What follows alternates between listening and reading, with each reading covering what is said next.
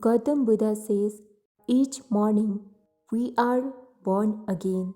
What we do today is what matters most. This simply means whatever happens or whatever mistakes you made yesterday, you don't have to think about them today because every day is a new chance to be your best self. So, whenever you feel sad about your yesterday or you feel worried about your future life, just ask yourself, what am I doing with my each and every day? What am I doing with my today? And if your answer does not satisfy you, it does not give you a feeling of pride, then you know what you need to do.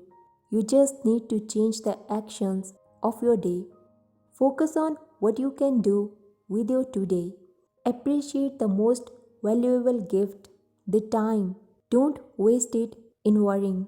Do something that will help you to achieve your dreams. Do the things that add value in your life. Live you each day with an open heart and work hard as much as you can and don't ever think about results. That's not in your hand.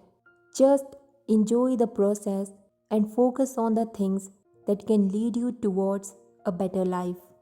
Living a better life does not mean waiting for the day when everything will look best.